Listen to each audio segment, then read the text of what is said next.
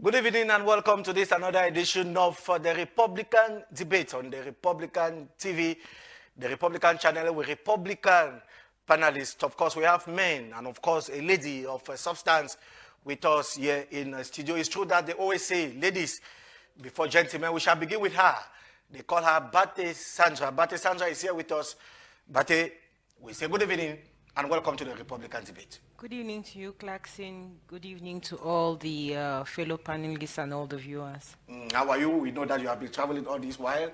How are you today? I am doing very well, thank you. I'm around for a little bit. So how were the trips? Some were fruitful, some were promising, but like I say, we always keep hope alive. Hope alive, and when there is life, there is hope. Equally with us here is Linus Otoko Trezor. Linus, good evening and welcome. Good evening, Clarkson Tabi. Good evening to my fellow panelists. Good evening to your millions of followers and subscribers. It's on Facebook and on the YouTube channel of Camdis TV. I hope to bring my contribution to the construction of the Republic. We say welcome. How are you today? I'm fine. Sitting beside you, of course, is Anshan Paul. Paul, we say equally good evening and welcome to the Republican debate. No, thank you, kindly, thank you. Welcome also to all the guests as well, to the lady as well, and to Clarkson and for Cam 10 Television, and for all those who are in the regions, especially the Anglophone, because we are speaking English. Anyway. They are watching us from Batibo, from Bali. They are watching us equally from Akwaya, where we actually had a terrible incident. It was a massacre that actually left over 36 people dead. We are talking of an intercommunal conflict. Others are saying that the separatists are actually responsible. What happened actually in Akwaya, we shall be discussing in the course of this program. Equally, we shall be making a balance sheet of Samuel Eto'o feast 6 months after at the helm of FECAFOOT. Is football changing in Cameroon? What is going on at the level of FECAFOOT 6 months after he took office as the president of the National Football Federation? That is Samuel Eto'o feast. Without any waste of time, I will begin with you, given that you are a daughter of the soil. She is coming from Manu Division. They call her Bate Sandra. Bate, what happened in Akwaya? What happened in Akwaya, I can't say with 100% certitude, given that Please, can we have our first topic on the screen, please? has, told us officially what happened. A lot of people are saying that is intertribal war because of land issues. Some other people are relating the issues, to the Anglophone crisis, saying that the separatist fighters are responsible, or at least took the part of one of the sides in the fight. So for now, we don't really know what happened or who is to be blamed, but we know that there's a problem, and we know that there's a problem that is worth our attention, that has to be solved very, very fast, regardless of where the problem came from. Human lives are very important, and immediately we have an issue where human lives are at stake. We need to look into the problem and see how to solve it, regardless of where the problem is coming from or who has to be blamed for it. It's true that we are seeing the images with the collaboration of Rodrigue. Can we have the correct spelling of intervention, please? Intervention is not well spelled. Can we have the real spelling of intervention? We are seeing the images of Akwaya. Linus Otoko, you equally followed the news? I actually followed the news with a very heavy heart. Like I said, I once said in one of my interventions in a panel here, quoting Prime Minister Philemon Yang during the anniversary of the CPDM, he mentioned the fact that these guys who came into these areas came in with the word on mouth that they were coming to change. Do not be afraid of us. The change is tomorrow. But given the passing years the conflict has lasted, the balance sheet drawn, the Anglophone people who welcome them for a change are the ones paying the highest tribute. When we want to talk of inter-tribal, inter-ethnic conflict, yes, I buy the idea, but I'll take it with a pinch of salt. In the southwest region, precisely, when last did we have an inter-ethnic conflict which turned violent? I don't think it was yesterday. I don't think it was last year. I don't think it was during the past 5 years. We have been having it in the northwest region sometime, with the military coming in, with the states intervening. But in the southwest region, I don't remember. I actually take the idea of an inter-ethnic conflict with a pinch of salt. That has never been the case in that side. So when I even read it in the headlines of the press, inter-ethnic conflict, I said, wow, since when did it start that side? We have not been having it. Having was the inter... Having inter-ethnic conflicts that turned that violent, I don't remember. I don't remember at all. So you are saying the separatists are responsible? Oh, yes. I don't want to have to bring in here. There's one image we had in a group somewhere, which was not nice to see. That is why I started by re-quoting what the Prime Minister said during the CBDM anniversary. They welcomed them in the name of change, but in fact, the change has turned to be as much blood flow as possible in the name of that same change. It's true that a press release from the Ministry of Defense is clear that the separatists are responsible for what happened in Akwaya. Yeah, the Minister of Defense came in and he was clear. That is why we could have, I think it was Wednesday, the headline of Le Messager, which was l'insoutenable. That was the clear statement of the Minister of Defense, which stands as the official statement we have today on that issue. It was the hand of separatists. The hand of the separatists, Ashan Paul?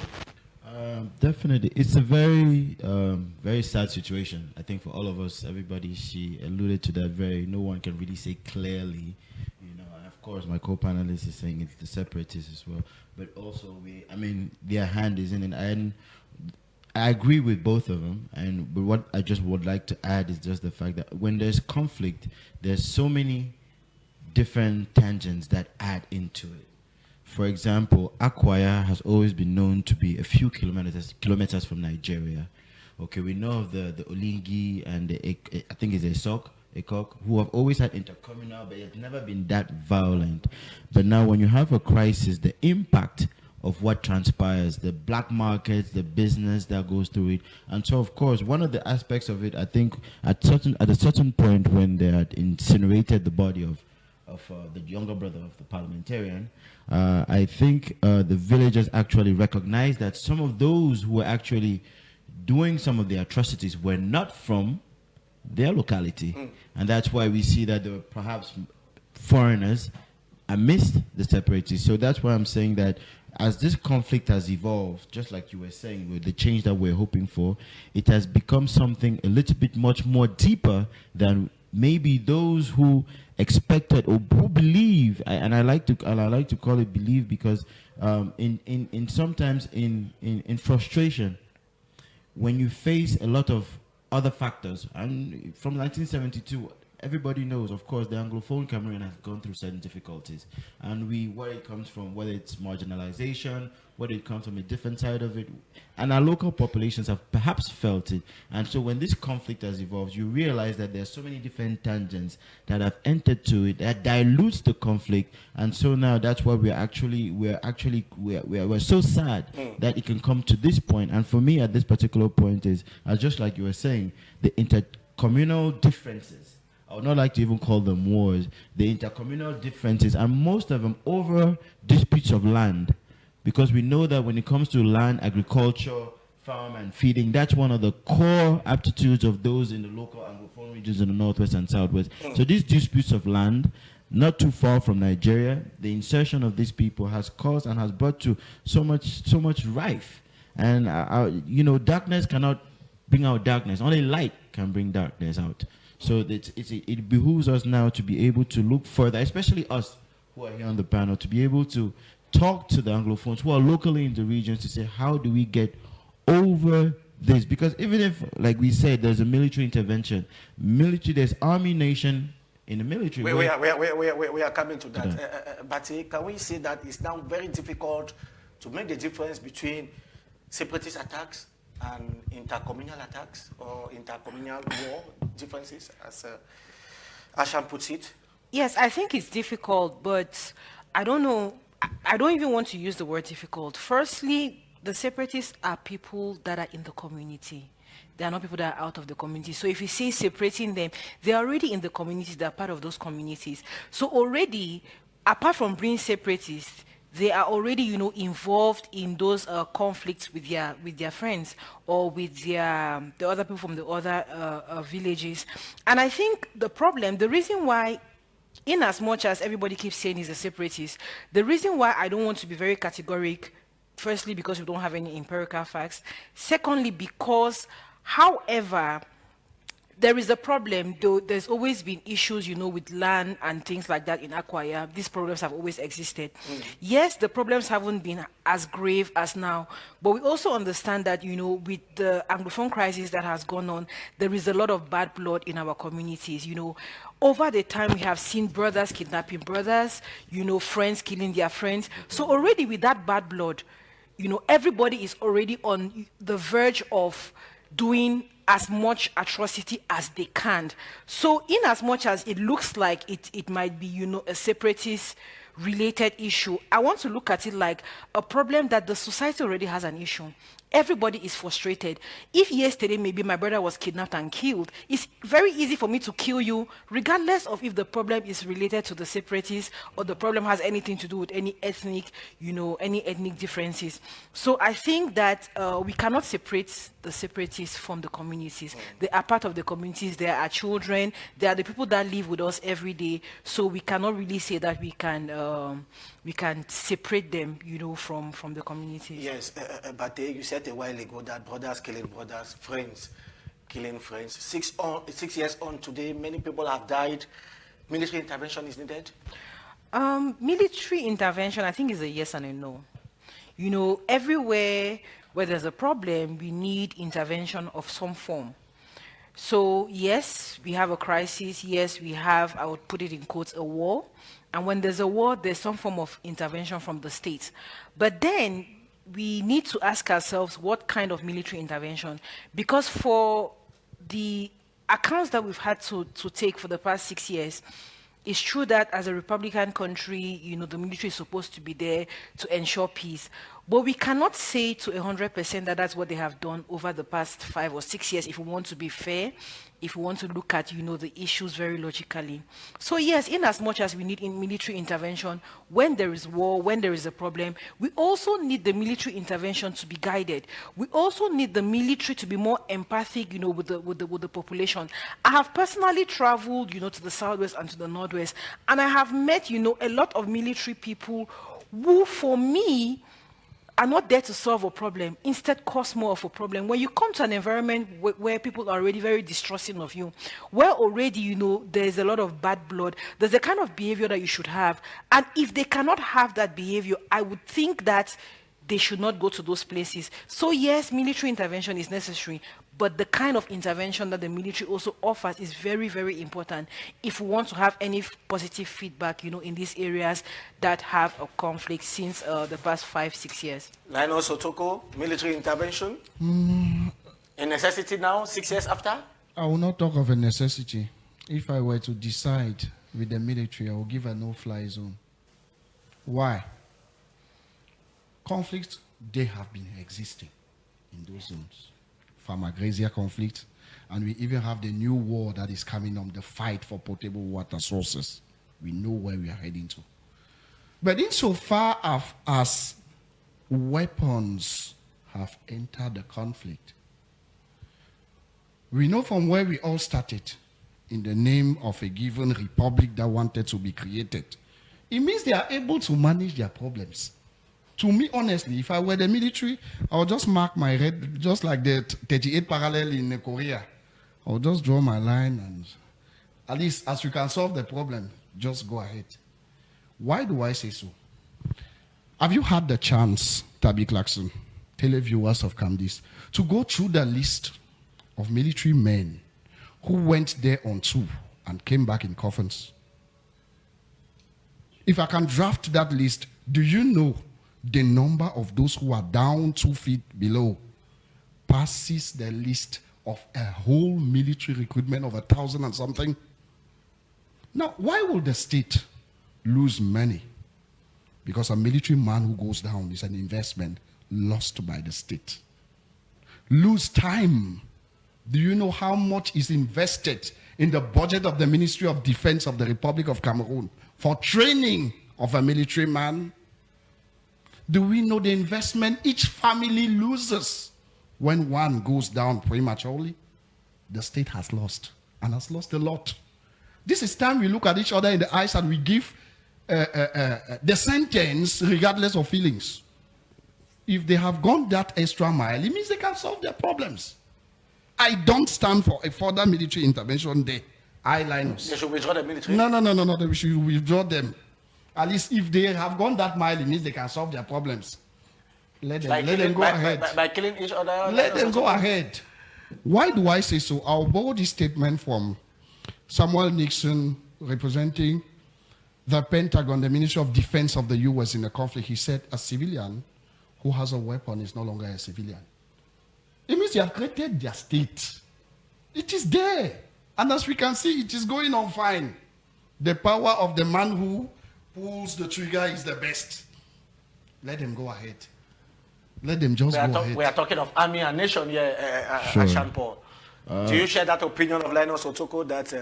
No, I can understand his. I can understand the psychological impact of when you say soldiers are dead, and the impact on the family, the socio-cultural impact of it. But we also have to the Republican aspect of it, the territorial integrity, where you have to, as a nation, you have to cover your territorial integrity for the sovereignty of the state. And I think in Cameroon, Akwaya is still part of Cameroon, has not yet been given to Nigeria. Now, I think we have an issue here where there's a porous border. And it's very difficult. It's, in Akwaya and Indian, people cross.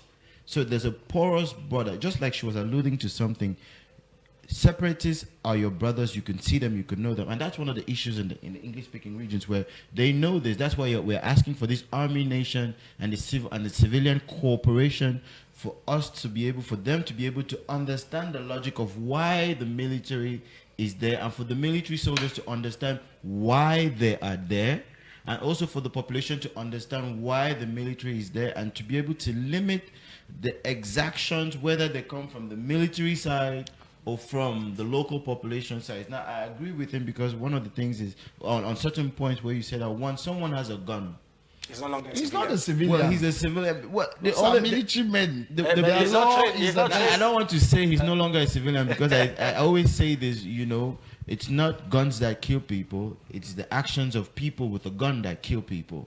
You understand? There are military people who don't necessarily use their weapons all the time, but they can solve a conflict by just actually discussing in a dynamic way with the population. And we've seen that when they come with actions of medical help and helping the population and doing that, because I think the population needs that security. We cannot leave them, because there's no guarantee that those who have the guns have the training in those environments to be able to cater for the population in a civilized and in a natural norm format of normal society, because there are exactions, they are kidnapping, they are brutalizing. So a lot of these, there are drugs, some people call Odeshi and all that. So there's a need. There's a need. Yes, Asha, we are coming back to you. Eto'o, are you saying that we should allow the population like that? I'm not saying we should allow the population, but I'm bringing out a fact. And I want to draw the parallel to make each one of us here clear with the point. Why is Boko Haram losing foot in the front in the far north? Because of the collaboration of the population. They sat and they said, we don't want it here. And every time there is an incursion, the military gets the information a day before, 24 hours before, 72 hours to action. Right. Why are these separatists winning grounds? Because I'll even go the extra mile. I don't know if my co-panelists know that Human Rights Watch produced a report this week on atrocities of separatists. Right. What has never been done since the conflict started. Why are even international NGOs who defended these guys from the word go turning back today? They say, no. We have seen things go off elsewhere. We so wonder. But if we live the way we are living, the more we are living, the more it is going. I remember one day in Parliament, the Minister of Defense drafted a list of dead soldiers that was read in Parliament. I don't want to tell you the atmosphere in Parliament. Everybody left that parliamentary room looking down. Why? We are not talking of animals here. We are not talking of cows here. We are talking of men. The toll rises because there is no collaboration. There is no collaboration. If they have left the Northwest and today we can hear them in the West region, there is no collaboration. No collaboration between the army and the nation, and the which is population. supposed to give in information to say population. their no. The psychological no is I inform the powers that be that there is going to be this. But we cannot abandon the population like that. The military has to do something. Definitely, the military has to do something. That's why they are there.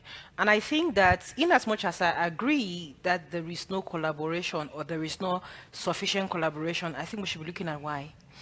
If somebody feels sufficiently confident, you know, and trust you, it would not be difficult for him to collaborate with you. That is the truth. When we look at no collaboration, we should look at why is there no collaboration. And that's, I go back to what I said before.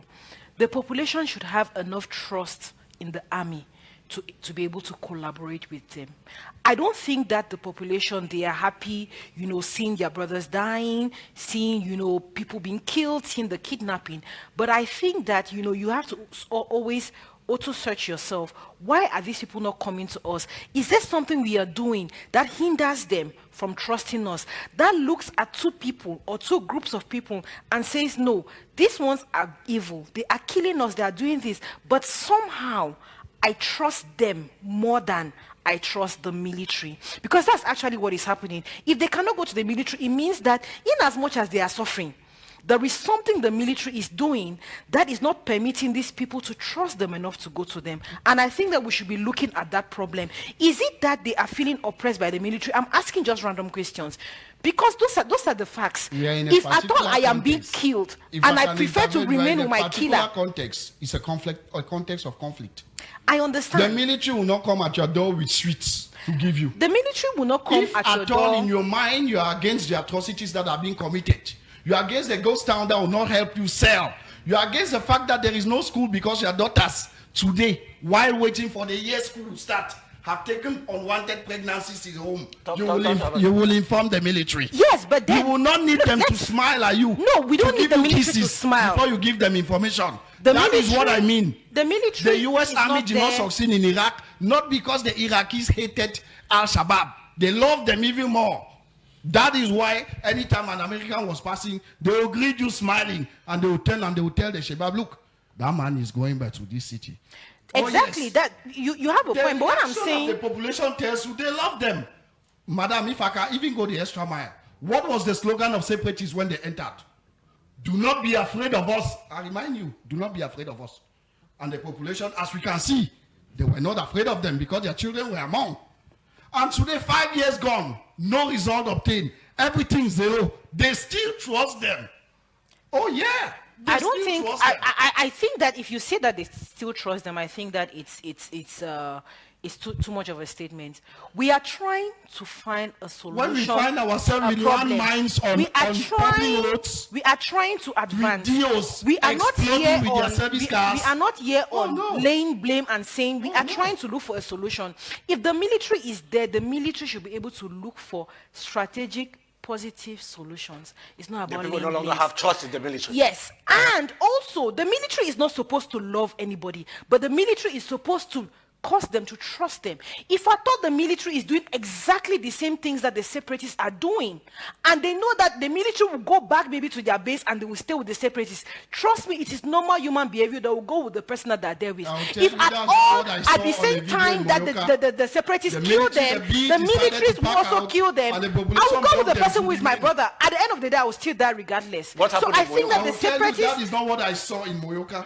Okay. The B decided to pack their base and go off, and the population came and blocked their vehicles. No. If you are going, leaving us with those guys, we are not going to survive. So it means that in that particular locality, they have trusted them. By that action, they are showing that they want the change. Now, go further. Give information.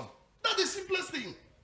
Give information, not yes. Even us here in Yaoundé, let me tell you, madam, because you earlier talked of frustrations. So many people are frustrated here in Yaoundé, in town. But is it because you are frustrated that when you see thieves entering your quarter from your zone, you will not call the police station, the commissariat? Even though you know that on coming they might ask you fuel. Let me tell you.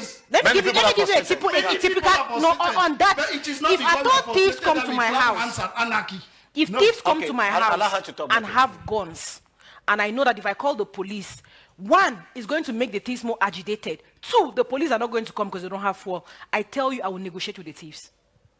Straight up.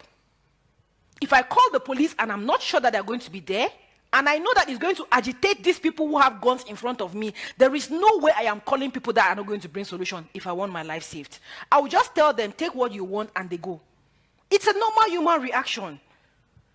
As the military, they should be able to ensure that these people, and also, you have had a lot of cases where people have gone and given them information, it has gotten to the separatist camp. How it means that they have people living in the military that sell out information. People know those kinds of things. Yes. If you have those kinds of situations, you don't give out information. The military have to be more strategic in what they are doing to be able to get the trust of this population. Ashan Paul, we are talking trust here between the army and the population. Very true.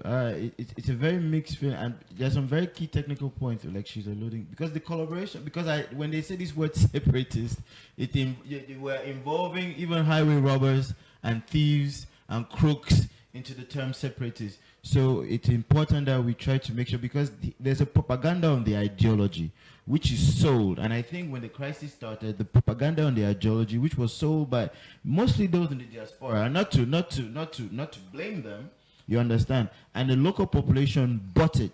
Now the issue also is that, and I think it behooves us as Anglophones to be able to communicate and change that dogma on that type of propaganda, saying that this is to restore some truths to it. Because if not, these local populations, let's understand, they have not been going to school for 6 years. They are not really quite educated. So if someone was 4 years old and now is 10 years old and was told between the ages of 3 to 4 to 5 that the military is bad, even if he sees the military, he has a difficulty believing that the military is good. So it takes a lot of effort to be able to do that. So I think now, who is to be blamed for that ideology? No. Is it the military for wearing their camouflage? No, that's a reality. But we are talking about geopolitics in a sense where we are looking about how do we move to go forward and how do we solve this issue. And I think it's going to take some time. There are a lot of people who want to solve the issue right now at this particular point in time. Let's take, for example, the issue of Akwaya. The fact that if you have an idea of a separation of a state, it has nothing to do with burning of a dead body. Let's just separate those two facts from that. That's a crime. That's a human atrocity. That has nothing to do with the ideology. That means that's vendetta. What happened in Akwaya is not an Anglophone problem. No. There's so many tangents that are into it. There's so many tangents. That's not what I'm saying. When you talk of ideology, what do you mean? What I'm saying is that stemming from the fact of an ideology problem, where people live from lawyers and teachers, it has moved into a political tangent which has a myriad of different effects. So people with different antagonistic and negative energies have entered. The different armed groups with generals are not separatists. That's not the point. The different armed... The proliferation of arms is not separatist. And I always say this. I always say this. How many... If you ask a separatist general, what's the history of Cameroon, or of southern Cameroon, as they say, or of northern Cameroon, I can guarantee you they will not know. But if you ask them to shoot, the only word they will tell you is La République, La République, La République. If you ask them for... And that's the issue of education. Most of them, as we can rightly see, are not really educated. When you have this is about 6 years now. Education is very, very important. Yeah, and all of us. So this army-nation relationship, and I think it goes both ways, what we were saying, where we have to look for innovative ways of collaboration from the military, especially in key sectors where there's conflict intensity, in places like Akwaya. And also, I don't just think we can blame the military, because you have to understand that... we are not blaming here. We are asking if it's important. I'm not blaming the military. We are asking if it's important for a military intervention. No, because I'm saying this, I'm saying this to say this. The military is the last phase of intervention in a sovereign nation. Prior to that intervention, so the military's job... people have died 6 years old. A lot of people have died. I'm not refusing that. What I'm saying is this. We are skipping steps and moving to the military. The military is needed. I'm not refusing that. It's very important to have that significance and that territorial integrity and for them to participate. But we have to be able to recognize the other civil society steps that are needed to collaborate, to bring the population. You cannot have someone who is trained to shoot come and see someone and be able to take off that military tension and just want to talk to them. We have to look for collaborative efforts within civil society, within government, and all around to be able to bring that so that way the population understand that if I have an issue, I don't term this man who came to rob me as a separatist. I say this particular figure came to rob me and feel comfortable enough to go to the divisional officer, go to the police officer, and report it. Now, if we're actually saying that in the time of response, it is slow, then we have to know, we know that we have to work on it, and what are the key issues and how do we go about that. Okay. So it is necessary, but I do think that there needs to be more collaborative effort from the civil society as well as the population. We cannot abandon the population. I'm not far from his idea, but what I mean and what I've always meant is that unless the population expresses its rejection of this action of separatists, nothing will move. I repeat, nothing will move. We earlier clapped hands here some time ago, Tabby Clarkson, over the operation No Amber in some villages in the northwest. We saw the population manifesting through their action their no. They did not call for the military to come and help them. They entered those villages, they entered those bushes and caught those guys red-handed and brought them out. Now we said we don't want them here. Here they are. And we saw the military entering to help. You don't want to help yourself. You're in a pit. You don't want to lift up your arms for the rope to hold and you get out. You just stand and you say, bring the rope. They might help you bring out the cops. If you don't mind, I agree with you, but I just want to understand for the local population, don't take that kind of risk because you can be killed, and that's not the reason. We want people to go step by step. There are divisional officers, there are police officers, there are mayors, because if you don't start recognizing these entities of the state, that's mostly the problem with the Anglophone crisis. We had a phase where we left from the disrespect of the total institutions of the state to the point where we got to the military. And so we are talking now of a situation where citizens do no longer even know about the institutions of the state, and they are just talking about the military. We have to be able to bring the populations to start recognizing the institutions of the state, the mayors, the divisional officers, the police officers, and even their local representatives to be able to make sure that we can have this debate. Let's come back to the military intervention. You said a while ago that it's a yes and it's a no. At this juncture, you still have the belief that it's a yes and a no still? Yes, I still stand on the point that it's a yes and it's a no, and I would still reiterate, military intervention is necessary. Cameroon is a republican country. We need, to safeguard our national integrity. And every part of Cameroon has to be protected by the Cameroon military. It's their role. So I think that the military, has to be wherever there is conflict. The military has to be wherever, things are not going on right in Cameroon. So technically, by default, they have to be there. But then, how? It's usually very easy to always give the blames. Oh, the population did this. Oh, the Amber guys did this. Oh, these people have done this. But then we need to take stock. After all these blames, have we moved forward? No. So what do? We strategize. And that's my point. My point is already, for this problem to have gotten where it is today, it's because people had a major distrust for the government and everything that was government related. That is why they even embraced, the idea of separation. So from the base, there is a major distrust in the system. And now we have the very people that you distrusted are expecting you now to trust them. There is something that has to be done. And if we don't recognize that there's something that has to be done, we have a problem. I take the example, of America and the black Americans, and the police. Each time you have a black American, and that's why people don't understand why they keep getting killed. Each time you have a black American that confronts a police, in his mind, this police is here to kill him. Regardless of what, he whatever help the police wants to give him. So he already confronts him with a lot of animosity, and it causes, issues to be able to escalate to the point where they get killed. And I think it's the same issue, with the military and the population. Yes, they should be there. But if they do not change their strategy, they are dying. You know, it's a loss for Cameroon. Cameroonians are dying. What's the point in saying, oh no, these people should do like this, and at the end of the day, all of us still die? It causes a lot of losses for the state. We should be able to sit down and say, okay, we have tried for 6 years, it has not worked. Let us look at it logically, strategically. What can we do to change? And I believe those places where they are more receptive of the military, I believe that is because people have seen, you know, the positive things that the military have had to do. You know, the health interventions that they've had to do, bringing them food and things like that. It will not hurt for them to change their strategy. Don't go and laugh with them. That's not what you're there for. But show them that I am worthy, you know, of you trusting me.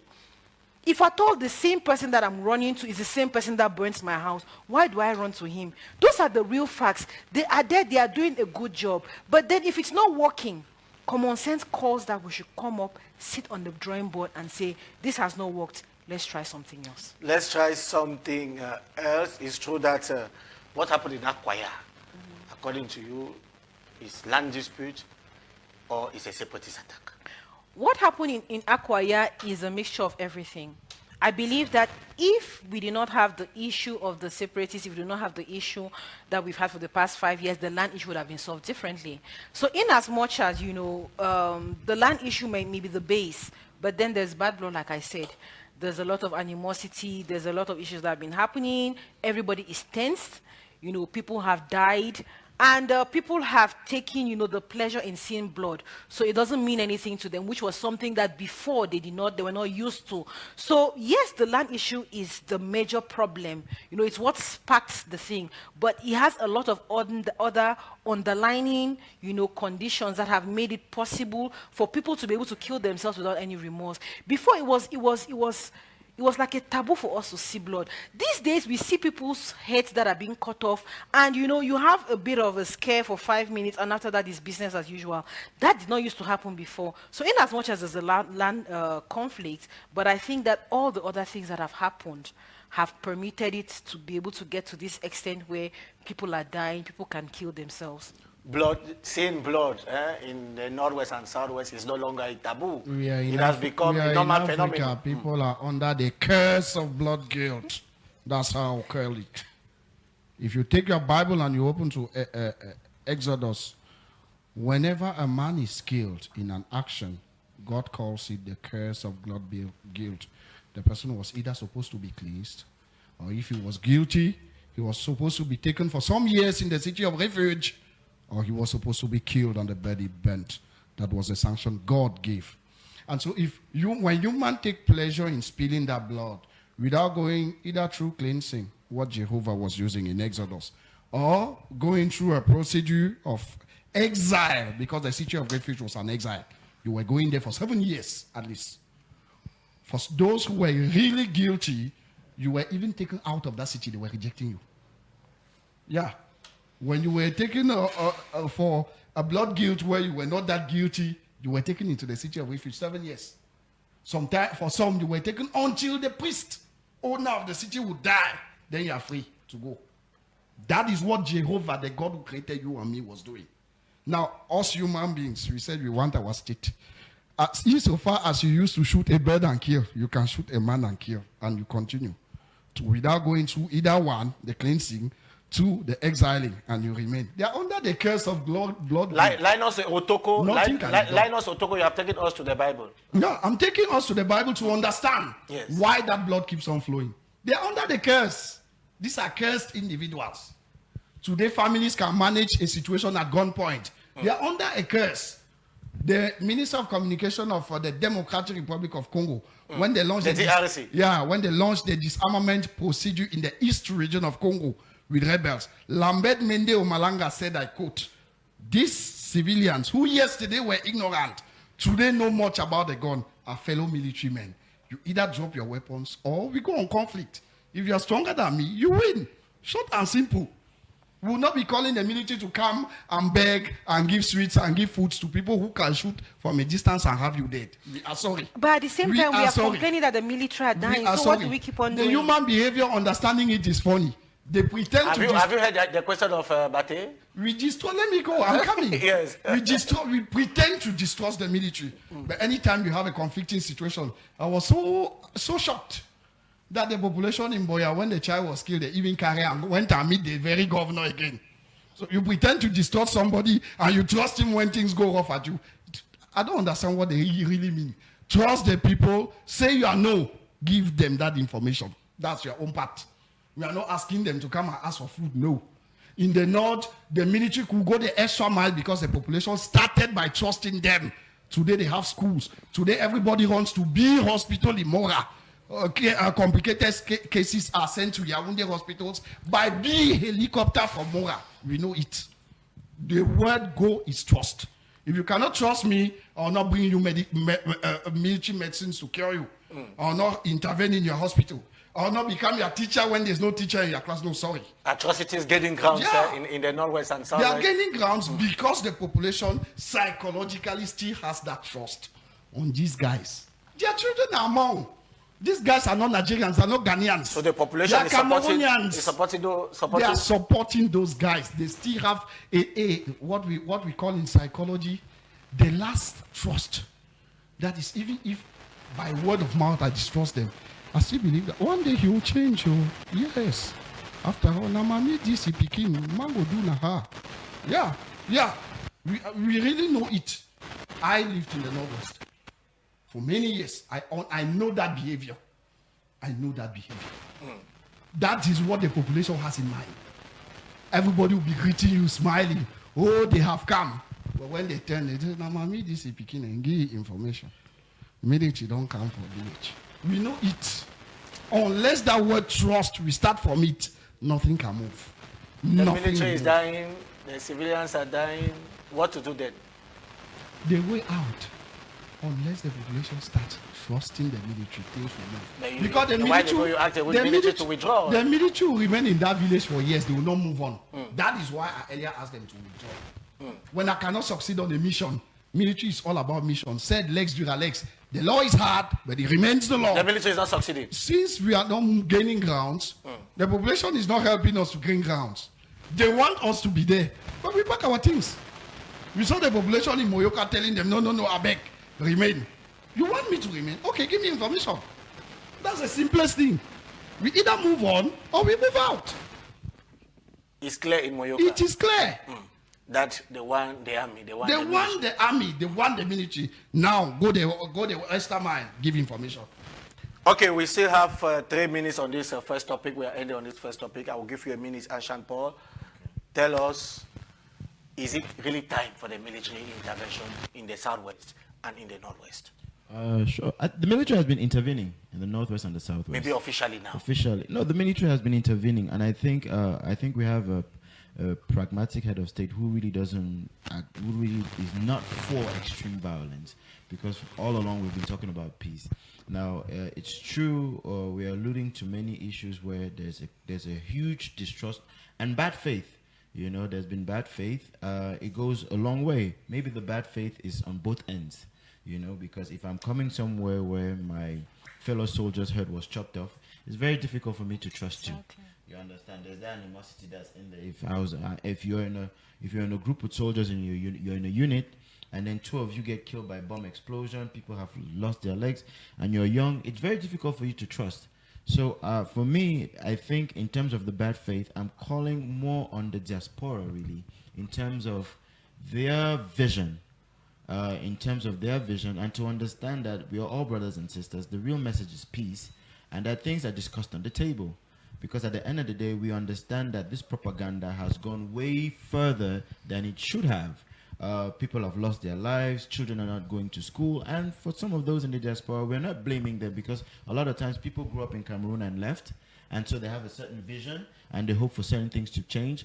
But you know, the reality is when you're not really on the local terrain, you cannot really observe the ecosystem. So we have an ecosystem which is very, very a little bit different, especially in Central Africa, where Central Africa is made up of mostly Francophone states, and we're the only country that's quite bilingual, and we have 2 regions. So that's the peculiar minority that makes us really much more fragile. And so in these fragile states, when we are that fragile, we need the military. If you're fragile, you need some security. You can't be fragile and then kick away your security. That's the message I want to pass on to people in the local population. Look at the whole Samak region. It's the different states. All of it is Francophone. Cameroon is the only bilingual country with 2 regions that are Anglophone. Next to it is a border with Nigeria, and they are not in Samak region, which means that even in 1972, we didn't want to go to Nigeria. We wanted to stay with our brothers and sisters from the Mongo. So I'm calling on the diaspora to have a different perspective of it, because sometimes you need only a little provocation for the population to go here. That's why we're talking about the education. They don't know, and when they are provoked, or maybe when you send these messages, they go antagonistic and they do things that you can't control. And so that's why I fundamentally believe when you are fragile, just like our Anglophone community is, we are 2 regions in the Sumac region that only speak. Gabon, which is completely Francophone, just sought to get into the Commonwealth. Togo, which is Francophone, sought to get into the Commonwealth just recently at the Commonwealth Heads of States meeting. So when we are fragile, you need the military. So the communication, we need to be able to go to them. Now, if we have issues in how they treat us, if we have issues into the way we felt that maybe say we lost or houses were burnt, and we felt that, and these communications need to be ironed out. But I do think we need them. It's important. When you're that fragile, you need that security. And when we have that security, it doesn't mean that when you have that security, you cannot actually come actually saying strategize. You cannot actually say, and it's difficult. Like, I understand you when you say reject, like they say black legs. You don't know who is against you in the community. You don't know who has a problem with you because they hated you before and will tag you with the wrong name. So I do think that, no, it's the military is necessary for the national integrity, sovereignty. That base needs to be there, but the collaboration needs to be looked at. We as Anglophones, we are fragile. It's true there's bad faith, but you do need that. When you're fragile, when you're surrounded when the French community as that much as we are, but you're hardworking, I mean, economically, you are at a disadvantage. So you need that. Look at Israel. It's a small state. It's surrounded by Arab nations, but it's powerful. But it has an ally in the United States, and it makes it powerful. So we have to look at our strengths, not focus too much on our weaknesses and kill each other and bad faith and all that. If we look at that in a different perspective, I think we shall begin to be able to approach our diaspora and talk, because there are extremities. There are some who are very Republican like we are, and there are some who are so extreme in their ideology that I think you have become more extreme than the ideology is. I would say many who have that extreme mentality. Haven't discussed with them. Those are even the ones who inflamed the Anglophone conflict. Okay. Because they came in with money, saying when you kill the military, we pay you this, and things went wrong. We know they are. We are coming to you, Linus Otoko. Time for us to take Bate. Bate was talking of trust. Bate was equally talking of bad faith, brothers killing brothers, sisters killing sisters. What is the way forward? What to do? Should the military really intervene officially? Again, for the end time, the military must intervene. They have to intervene. And I will keep on saying it. They have intervened for the past 5-6 years. Each time you do anything, you sit down and then you draw your balance sheet. What have I done? What's the strategy? How has it worked? I think it's time for them to sit down and, go back to the drawing board. What has worked and what has not worked? I cannot claim to be a military expert to start giving them advice on specific, military strategies. But I think that like a human being, like a Cameroonian, like somebody who wants peace, like somebody who wants things to get back to normal, we can only evaluate what has not worked and said, it hasn't worked here, can we try some other thing? There's one thing which most times when you turn to bring out those things that are not working, people always take you to the other end. Oh no, it means you're supporting, the other party. That's not what I'm saying. I am for a one and indivisible Cameroon, and at the same time, I'm from a Cameroon, that talks about equality, that talks about peace, that talks about us moving forward, that talks about accountability. That talks about justice. That talks about justice. Yes, the military, I understand they have been killed too. And that is a loss, not only for their families, for us like Cameroonians. We feel it, as taxpayers. We feel it as economic operators. So it doesn't leave us indifferent. But then, what can we do to make things better? There is one thing I have observed, especially, when I go to the Southwest. And it's not something that is only for the military in the Southwest and in the Northwest. It is a major problem of governance. It's a major problem of how, the people in authority look at the Cameroonians. They have a basic disdain for the Cameroonians, and that is the truth. I'm not talking about Bamenda, I'm not talking about Mafia, I'm not talking about Kumba. I am talking about even in Yaoundé, how the policeman will address you. They would address you not like it's the taxpayers' money that is paying their salary. They address you like they are more superior. They address you already with an atmosphere, you know, of oppression. And it's something which they already have inbuilt. And so they have transported it even from these regions that don't even have a problem and have taken it that way. If they can only tone down that aspect, in as much as, you know, they are scared that they have been killed, they don't trust people, but we see their behaviors here. And their behaviors here, trust me, hasn't changed when they go there. I have had to talk to a lot of people, you know, when you meet somebody at the police control and they treat you like filth. It's only maybe when you start talking French, then they tone down a little bit. It's not supposed to be like that.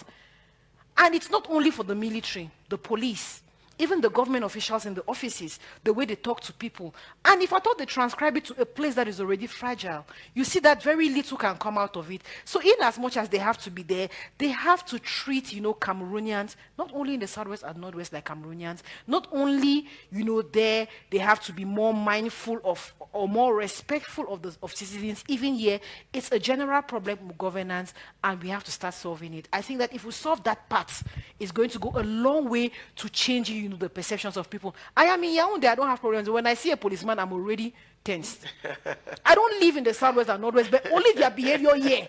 So I can imagine their behavior there. If it doesn't change, there's a major problem. The camera at which you look at them. Not all of them behave that way. Most. No, unfortunately. Not all of them behave that way. Do some behave that way? It's the angle of the camera from which you look at them. Do some behave that way? I'll tell you a little. And is it normal? I'll tell you a short story. I have my badge, administrative badge. So when I drive my personal car, my badge is hanging all the time. So I scarcely stop on military police checks. Good for you. Sometimes when I stop, when you start talking, I'll allow you finish your presentation and I just point the professional badge and I go. So one evening I was driving and I reached the police check. They stopped me. The policeman insisted I parked. And that day, I don't know for which reason, but I didn't point my badge. So he started talking and talking and talking. He said, no, I stopped your car. I just won't need the papers. I just gave him my driving license. He read the name, and I told him it's the same name on that badge.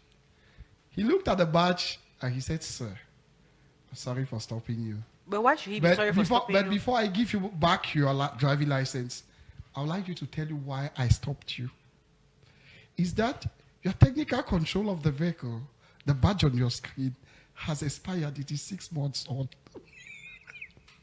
That is the reason why I stopped your car. Because I saw your badge. You serve the Republic like me, but the technical control of your vehicle is expired. I was so confused that I excused myself to him. I took my car for the visit control, and now I drive and they don't stop me. Why am I telling the story? Was he a policeman? Oh, yes. I would have also sat on my pride seat and tell you, look, I'm a professional. We work here for the state, so just leave me the states. But I listened. Was he right? Oh, yes, he was very right. He was very right for stopping me. So sometimes when you stop looking at those men you meet, those military men you meet from the angle of your camera, I'll tell you something that might shock you. Presently in Cameroon, apart from those of the upper class, nobody walking down is happy. Nobody. Even in those offices, you see them sitting here. If I should take you to my own ministry, I will show you documents that are pending on the wall. You must be here at 7:30. They don't care whether you pay your taxi or not. Is it because you should be there at 7:30 that my is less than 1,600?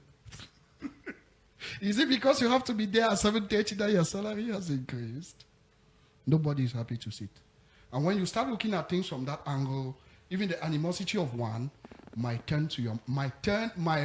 not change your mildness. It will instead change him. So military intervention? Military intervention should be conditioned, even if they are to go there. Let me start from the word go. In all these areas we are talking about, traditional chiefs have lost their authority. Yes. If not, this kind of conflict wouldn't have happened in the village. It would have happened at the chief's compound. Traditional chiefs have lost their power. Why? We know that in the Anglophone region of Cameroon, since the 1990s, it was peculiar for the authority of the chief. What has gone along the line?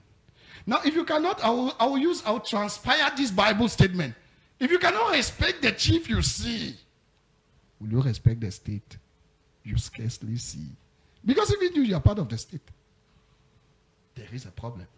So that is why I say the military intervention should be conditioned. But maybe you should explain to us why the chiefs have lost the authority from the people. When those guys came in, who were their first target? Were they less the chiefs? How many chiefs? Why are the chiefs no longer respected? Why? When those guys came in, before the coming in of separatists, the chiefs had their authority. Oh yes. Somebody could not enter the palace in the northwest, no, without being invited, without announcing yourself. But when those guys came in at the gunpoint, they demonstrated that authority can be rubbished.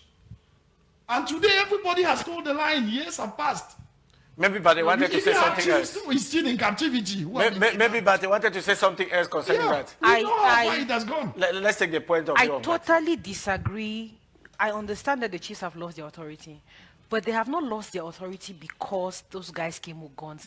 They have lost their authority because they were there, they were respected for fear. Shall we even call it respected? They were there, people feared them. And because they were not there serving the interest of their population, it was easy when people came that they could turn to for them to be disrespected. So all the chiefs were not respecting the authority of the people? Those chiefs that their populations trust me, they are still in their villages and nobody can do anything to them. They are not. Those chiefs that the states used against their population, immediately it was possible, the people turned against them. We have chiefs that are living in their villages. Those chiefs that people know that they would die for their people. They are living with their people and their people will protect them. Even those boys will protect them. I have met people from the northwest where those boys protect their chiefs and say, we will take you and go and keep you right at the palace and you will be safe. And we tell them, go and tell your people in Yaoundé that, but they know that this person can give their blood. Those chiefs that spend their time selling land, seizing people's land, marrying people's wives, killing people in the villages, when it got time where people could voice out, their cries, people said, no, we have vomited you. So and that is the problem. All the villages in those places. But it's not all the villages that have this problem. Chiefs are selling lands. Chiefs are going out. People yes. So all the yes. And they have been vomited. Like to add that it's not. If any chief who is doing that, it's no longer a chief. No, I'm not saying it's no longer a chief. That's not allowed. The Minister of Territorial Administration has actually gone against that. Has been into the southwest and said that there are a lot of land issues. It's very, very true. Even Akwaya is a land issue, and I agree. But but we come to you are hitting a point where we're talking about initially that propaganda, where there was that fear, and that fear changes into ghost town. Let's remember in the 90s there was ghost town with the SDF. So that initial fear, and then you're regionalizing that fear to come. So that's why, for me, I say when you're fragile, you need the military. Now, it's just the manner in which the collaboration... It should be conditioned. The military will not enter your house and come and secure your house when you cannot open them the gates. So, but you are saying that those chiefs are unpopular because they have abandoned their people anyway. They were not abandoned. Let me not use the word abandoned. Some chiefs, right? Yes, no, some definitely some. No, I can't be talking about all chiefs. I'm saying that it was easy for those chiefs that were not representative of their people to be vomited. Right. The chiefs that were representative of their people, the chiefs that the people knew. Maintain their integrity. Yes. You have a lot of chiefs that the administration actually used, to cause tyranny in villages. A lot of chiefs have been used before when they used to even do rigging of elections in courts. They used to pass through chiefs. People took account of those things. There are a lot of things that happened with the chiefs, and those chiefs are the ones that were easily vomited. I have chiefs even in Manu, in villages that live in their villages, and nobody can do nothing to them, and they still solve problems till now. Why are they different from the other ones? I know that most of those chiefs live in Yaoundé. I don't want to cite residents. I am not talking about since those boys have entered. I know those chiefs live in Yaoundé. All the chiefs in the northwest and south. Are you saying that the military should pass through the chiefs? I'm not saying that the military should pass through the chiefs. The fun of Kmer. You have a lot of chiefs that live in their villages. Yes. If the people cannot respect the chief they see, they will not respect the authority of the state to the arm of the state that the military is. chiefs themselves do not And if respect the themselves. military should come in, the military has now to condition its presence. If you don't give me information, after this time, we are no more there. Do your own. No, At least you like them. You live we're with not in a them. military regime, but we do need the military in this region. But we're not in a military regime. No, they don't need the military. We are not in a military regime. Let's be but clear. do We need the don't military. need the military in those zones. Information does not go on. But then this Everybody way, greets the military and gives information but to the guys in the you know, house. but this If you this don't way have that the you're military, the talking, atrocities It was a will be worse. year. Few came and many went back. No, if you don't have Which the, elements of trust do we have if you don't have the to military, have the military there? if you don't have the At military, least the atrocities give the will be worse. military elements that will permit him to stand by your side.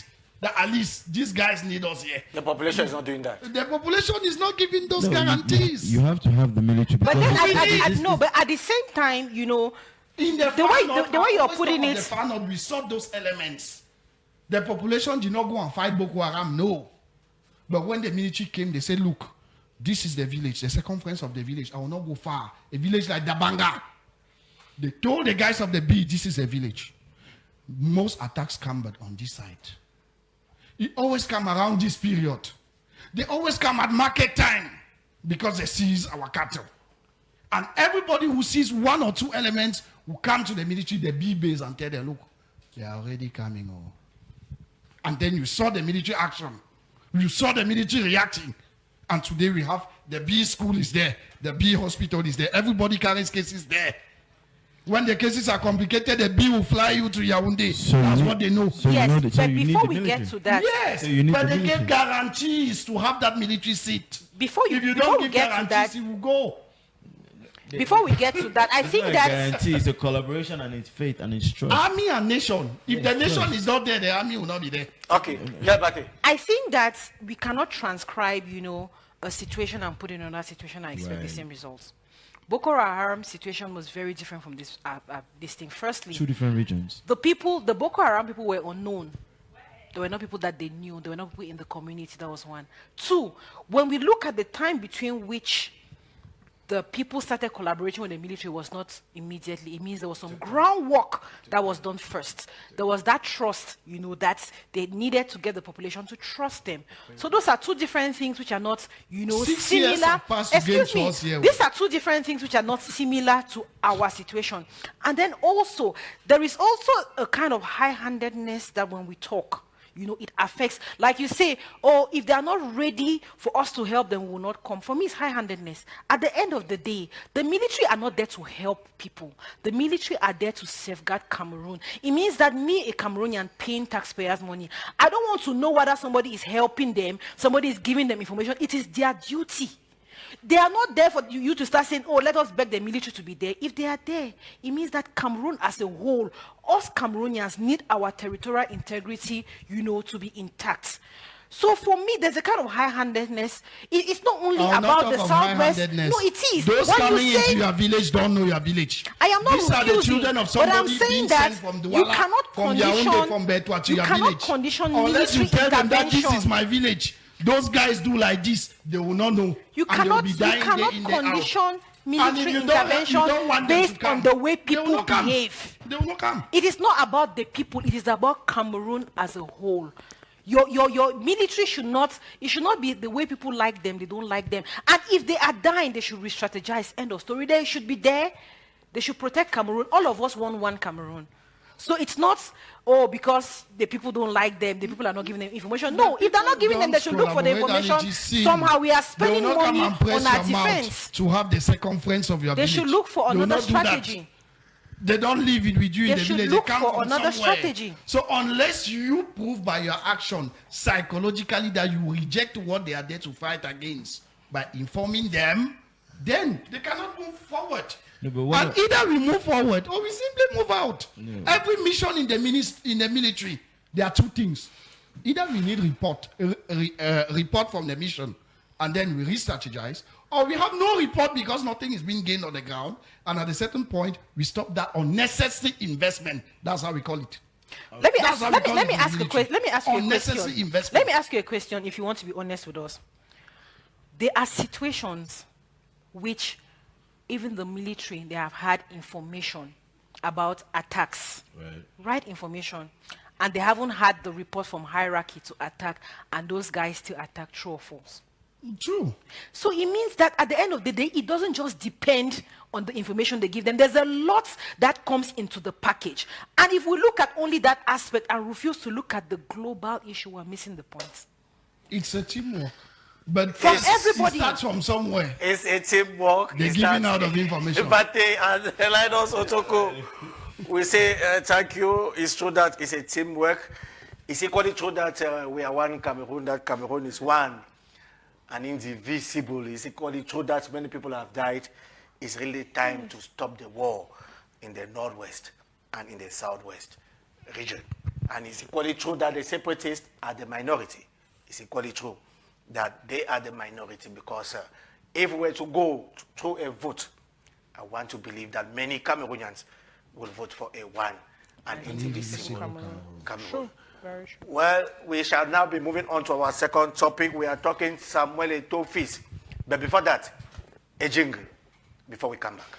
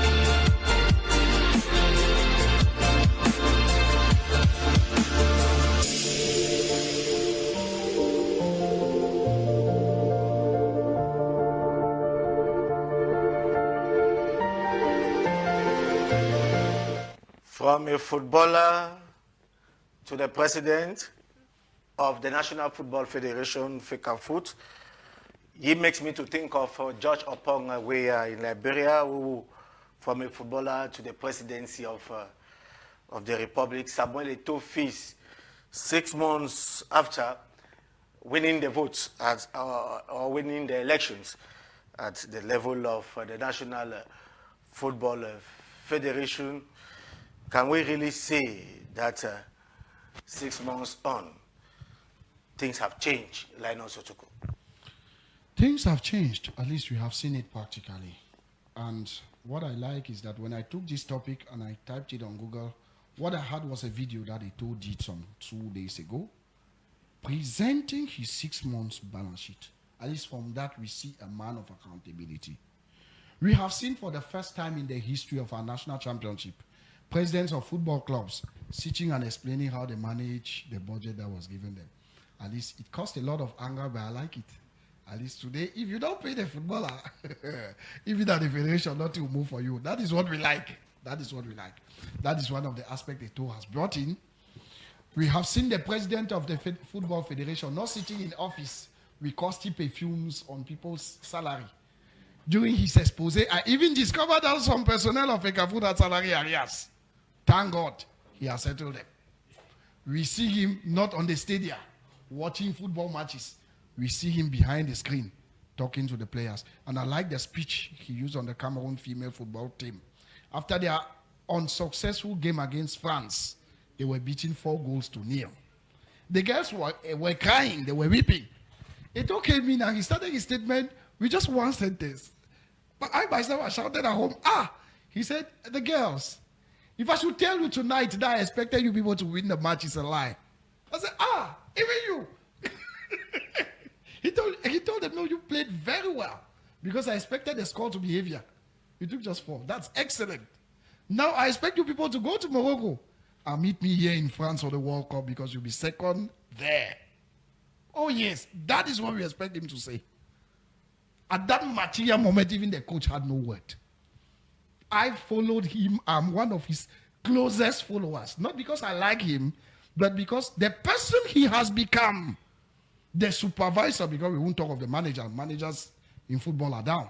The supervisor he has become at the level of the presidency of the Football Federation is the person we don't watch in offices with suits. When he is needed in the office, you see Eto'o in the office. And 2 days ago, he did the excellent part of it. You know the brand Coq Sportif? He has called off the contract. And why is it good news? It is very good news because most of football users, or I would say football, those who practice football, who are using sport elements of this Coq Sportif, they will tell you it was not as nice as what we were having from Puma. But that's just an aside. We were just doing it because Cameroon Federation had a contract with them. And Le Coq Sportif has reacted last night. They said they will come and negotiate again. At least we now know what they went through in order to have the contract. But this is time for results, not for negotiation. So I wish them good luck. But the days ahead are going to be very hot on their part. Don't you think that Coq Sportif will actually sue Eto'o to court? They will sue Eto'o to court on the basis of, because in their own letter, on the basis of their contract, the letter they produce themselves, they say it is his right to call off. But they are surprised because it's a bit before time. They will come and talk with him. Somebody told Bate 6 months on. 6 months on, we can only say that Samuel Eto'o is a square peg in a square hole. And I think, like my fellow co-panelists said, we have seen a lot of change.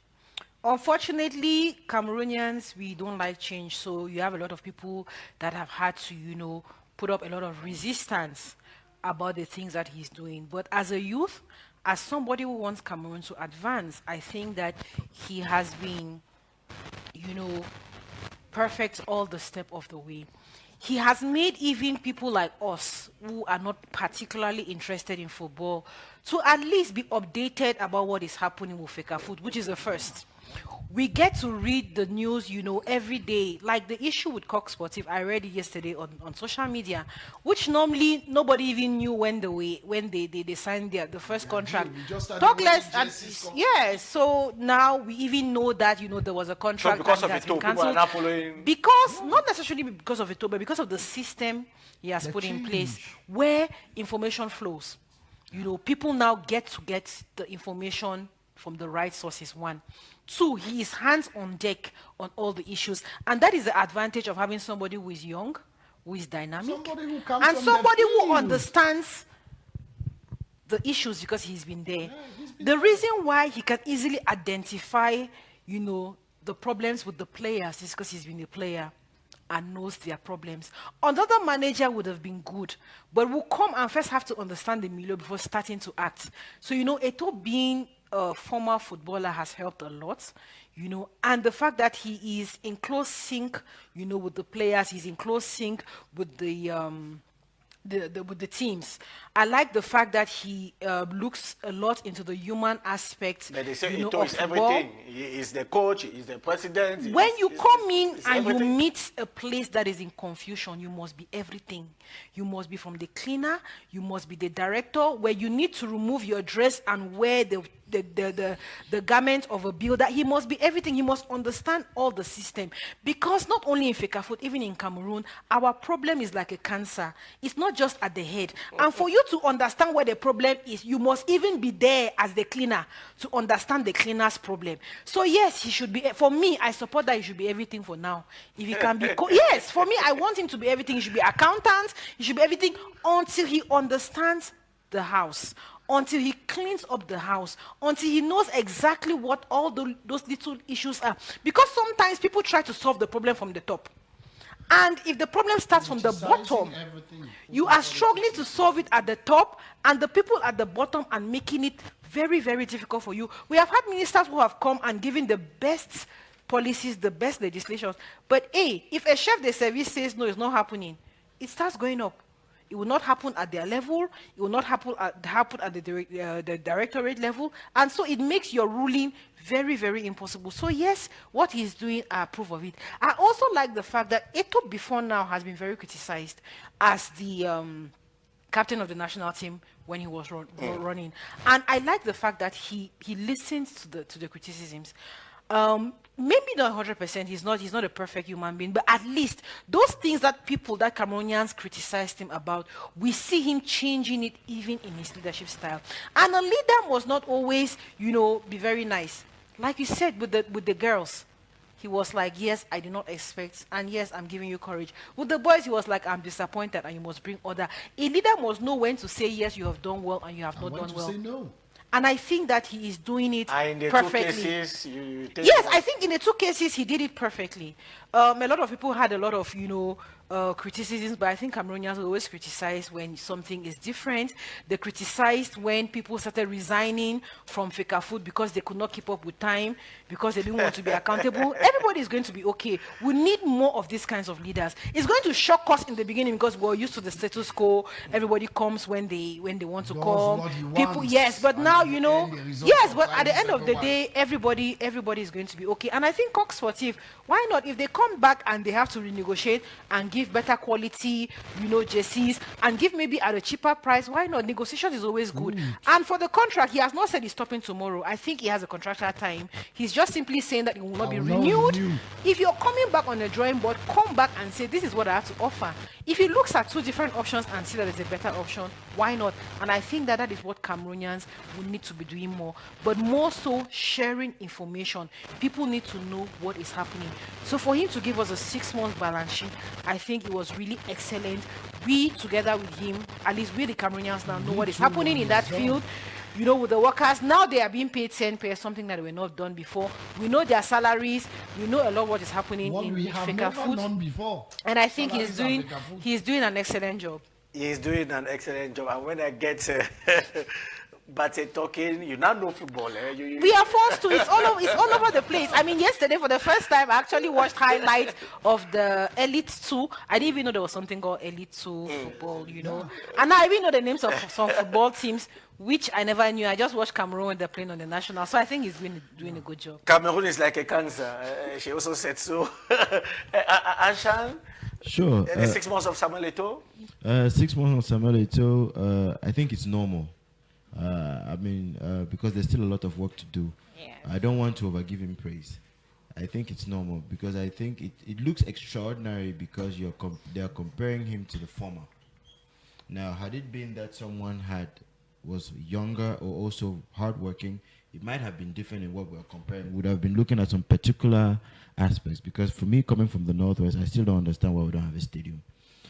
We don't have a stadium, but we've had PW. No, we don't have a stadium. we have had PW Bamenda win. We have had Young Sports Academy, and Rangers of Bamenda is he still did not come to Bamenda to campaign. So I'm not blaming him. I mean, when you're in election, you're winning your election.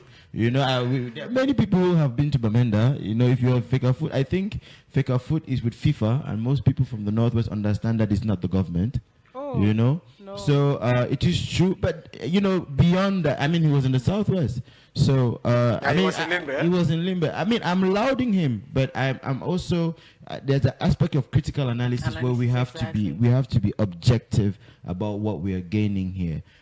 It's very glaring that compared to the past person, he has had enormous performances because maybe the past was really not existent in any ways, but I still think that there's still a lot of work to be done in the sense where we understand that the collaboration between the state and sometimes FECAFOOT has always been dicey.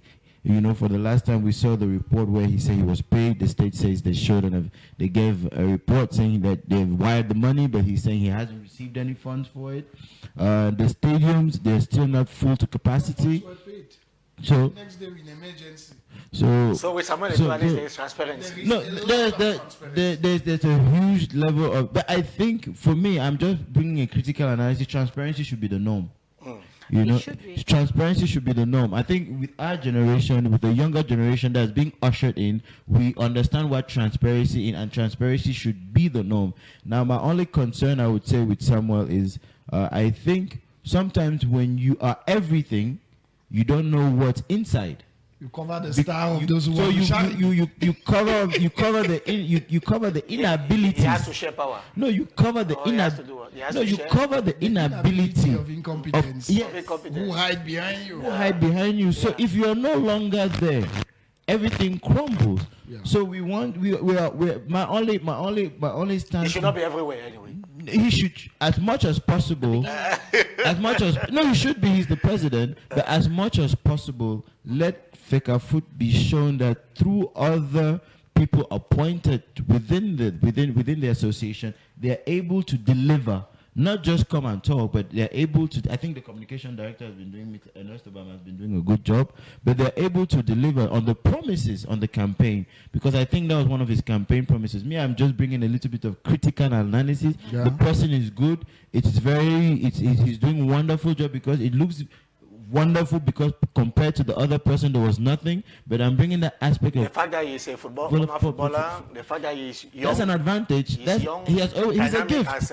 Everybody is saying he's a star, he's a gift. But I am just looking at the critical analysis going forward. Nothing. All is not perfect. Yes. Yes. You wanted to add something? Yes, I just wanted to clarify, on the aspect of when I said I think it's important for him to be everywhere. In leadership, you have different stages of leadership, right. And it depends too on the conditions in which you find where you take power.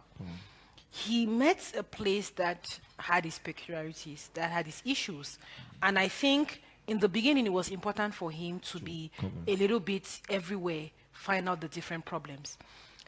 That would be the phase of taking stock. What are the issues that we have? And as a good leader, what we would expect to see him in the next phase is, okay, I've taken stock. These are the problems. This is how we can solve them.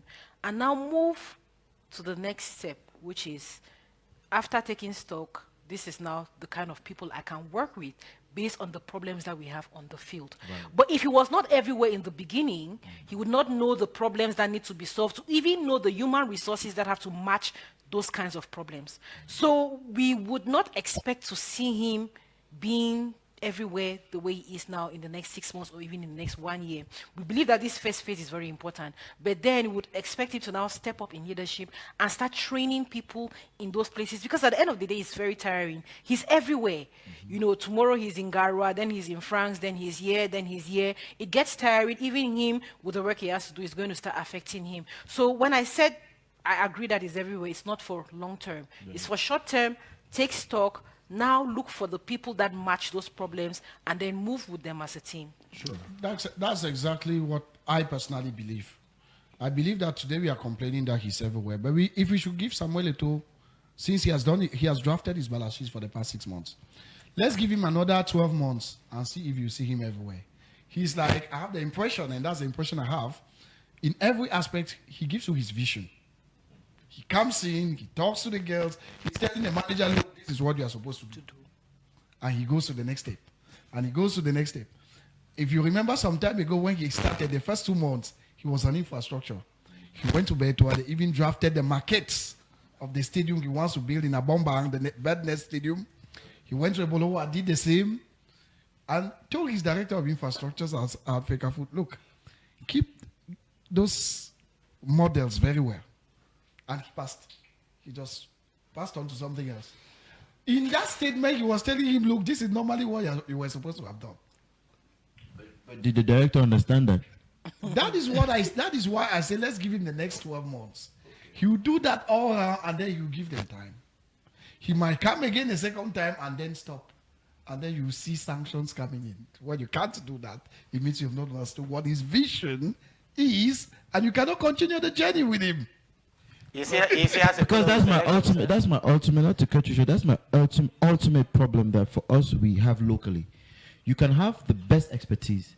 And that's why we see in many companies where without the director general, without the owner, everything crumbles without, and even in private sector, and sometimes even in government, if you are not there, everything crumbles. That's my only issue. Like if he is not, and for us to be able to usher in a new wave of management, how do you bring this younger sub-managers or your team that you're running your campaign with, that if you're not there, let things continue the right way, so that you don't have to always have a media say you fired, you let go, because the image it tarnishes the image of your project. If every day you have to let go of your secretary general, let go of the director of accountability, it gives a different image to say so many problems. But we have to be able to, I think in that particular aspect, I think it's something that he has to maybe work on. And it's a normal thing with each and every Cameroonian. When you have it, if you're not there, everything crumbles. We all agree that 6 months on, Samuel Eto'o has been doing a wonderful job. Madame Bate even talked of excellent. An excellent job. We have new prizes that have even come. I didn't know we prized the player of the week, the player of the month. Yes. I watched a wonderful game between Astra and Coton Sport yesterday, but I was, wow. So this is how we play in Cameroon? With a goal of more than 40 meters scored. That was unbelievable. At least you really see even the players in the field gaining confidence. Playing at least just because they know that in the wonderful game I will play, I can go further. At least there's a career profile now. That what we did not have before. There is hope today. There is hope. When you are a footballer in Cameroon, yes, there's a lot of hope. And apart from the human resource aspect, which I think is very important, you know, footballers, the local footballers now have seen more value in themselves. You know, they are sure that they're going to have a salary. It might be small, but they are sure of it. They are sure that they are going to be insured, which is a major problem. They don't have contracts. Yes, I'll be with this they team are for sure this that they're going to be insured because you're working, you don't even know if tomorrow, you know, you're going to be paid a pension or if you're sick, health insurance and all those things. That is very important. But I also think that there's something which is more important, and I think he's been working a lot, is selling the image of football. We see him signing a lot more contracts with, you know, partnerships with, you know, the big companies. I see MTN that is now a partner. You have a lot more partners, Guinness, and you know that is what we need, because even if the players are well paid, we need the people that have to bring the money into the football. And I see him doing that. I think that that's very important. You know, being able to bring those sponsors. Everybody knew, immediately we talk of international football, then we have everybody rushing to be a sponsor. But the local football, we never had sponsors. But now we have people who are actually looking for ways to partner with FECAFOOT on how to develop Cameroon football. And I think because football as a business is very, very lucrative. Yeah. And I think that if at all he's able to do that, it will not only help the players, it will help Cameroon, it will help our economy, and it's a good thing that he's doing in that aspect, selling the image of Cameroon. Selling the image of Cameroon, Samuel Eto'o. Yes, we are concluding, and we still have 3 to 4 minutes. We are concluding. I'll begin with you, Linus Otoko, your last word before we go. You can either conclude on the first topic or the second topic. I'll take both topics. Okay. On the first topic, we will remain on the issue of collaboration. When there is collaboration in any issue in life, whether professional, political, or social, we saw the teamwork gang around Samuel Eto'o to have him reign as president of FECAFOOT. It is that teamwork. All was just collaboration. And so if the population collaborates with the military, we'll have results. Like you earlier said some time ago, those guys in the bushes are few. There are not that many. So once there is collaboration, that issue will be called off. And serious issues concerning these zones. We had the issue of development. We have the issue of the Babaju-Bamenda road. And I put myself in the shoes of the state to say, if we come to do your road, so we'll fix your road, and you start kidnapping workers who are even fixing your road, how will you have that road? So once there is collaboration, the next part is results. Because unnecessary problem would have been called off. On the issue of FECAFOOT, Eto'o has given us the balance sheet of his first 6 months. We have seen results. Let's just give him the trust to go ahead and see how far he goes. Jean-Paul, your last word before we go? Sure. For the Akwaya, it's an atrocity. We are all, I think all of us share empathy. More than 30 people killed, so that's a lot of people. So many families are bereaved. For me, in the regions, especially in those that are touched, they should not look at the military like an enemy. I think there's distrust, there's pain, but we should look for ways. They should look for ways also to forgive, and that there's a collaboration, just like he said. And hopefully, in this collaboration with the government, and many more efforts will be done to make sure that in this army nation and civil society collaboration, more is done so that these atrocities are reduced. And I call also on those on the diaspora to have a different perspective. You can have an issue, but the issue doesn't have to call for the loss of lives. You understand? You can have a ferocious issue, maybe a frustration, but it doesn't call for the loss of life, especially for those that do not live in the same region like you do. For FECAFOOT, I encourage the president. He's institutionalizing FECAFOOT. It's true, FECAFOOT with FIFA, it's a little bit different. For me, my hope is to see a big stadium in the Northwest. I hope he can call on that. It's my critical analysis. I'm from the Northwest. So for me, that's what we want. There's a lot of football in the Northwest. We hope for a stadium so that, maybe that will help bring down the crisis too, because we are football fans. And for me, I hope he can tackle the issue of the presidents of clubs. Because the eternal issue is the responsibility of paying the players should not necessarily come from FECAFOOT. It should come from the president of the club. If you own a football club, you should make it lucrative. Just like you said, there's a lot of business into it. And maybe in the models that these presidents have, and I think because they are stakeholders in his election, how can we make sure that these presidents of clubs respect the engagement? Because if a footballer spends that much time, energy, and he's being paid 100,000, honestly, for him, that's why a lot of them are leaving, so hopefully that can be changed. So much encouragement to him, and that's what I have to say. We say thank you for coming, and Jean-Paul, your last word before we go, Sandra. My last word is, as a Cameroonian, I think that, Cameroon has a lot of potential. There's a lot in Cameroon. It's a blessed country in terms of raw materials, in terms of resources, in terms of human resources especially. And I believe that I would want to join the two, using the case study of FECAFOOT to try to illustrate Cameroon. This is an organization that nobody knew about. There was a lot of corruption. There was a lot of, people already knew, okay, was this dead thing? Maybe somebody would just come and take it and continue in the same way. And we see somebody 6 months has been able to change things. He has been able to change, people's perception of the structure. He has been able to be accountable. It means accountability is possible. He has been able to share information. It means these are things that are possible. He has been able to give FECAFOOT another kind of governance, which is what we are looking for Cameroon as a whole. It means that if we really want to, we Cameroonians can become accountable. If we really want to, we can change Cameroon. We just need to work, together as a team. Teamwork is very, very important.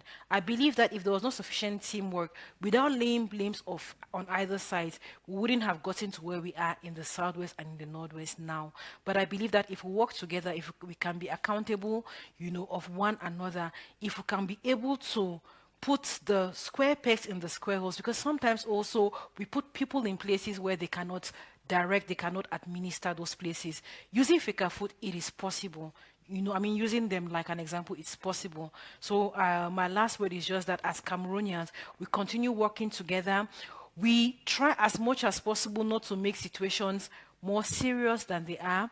There's a lot of social media effects, that causes people to react. I was in Bamenda one time and, a tire exploded and we looked and someone was like, in the next 10 minutes on the internet, it will be like, bomb exploded, 10 people killed.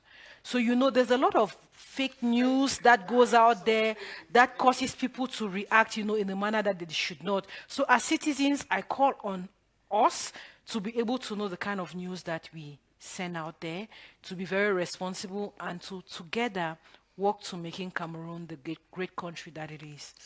Eto'o is selling the image of Cameroon. Somebody just sent me a message that we should form a commission of forgiveness and reconciliation in Cameroon. I don't know your opinion about that.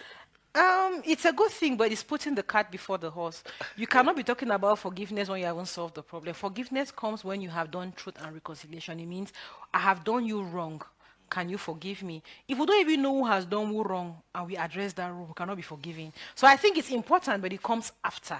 It comes after we've solved even what is the problem. Right now, trust me, we don't even know what the problem is anymore. Let's solve that first, then we'll start forgiving ourselves after. Forgiveness, reconciliation. Forgiveness and reconciliation comes when those who have done wrong are identified. Today we are still hiding behind ideologies, which is La République, which is elements of the Fumban draft conference that were not respected. Those are ideologies. But in the field, the one who pulling the trigger to kill Ma An's neighbor or child, we know him, but we still hide. Information does not go out. Truth and reconciliation always comes at the end of a conflict. It was first done in Rwanda. Everyone pointed fingers at those who started that conflict. Necessary sanctions were meted on those who needed sanctions before we could move ahead. Now we are still in confusion, where the rogues are even regarded as the stars. Until we reach that level where real justice sits, then we can start reconciling. The Commission of Truth and Reconciliation, he actually said forgiveness equally, but they say that we cannot forgive now. It's only after. Yes, we must first know what we are forgiving to forgive. It's on this note that we put an end to this, another edition of the Republican debate on the Republican channel. Then we say take another appointment same time next week on the same channel. Then we say may the Almighty continue to bless the Republic.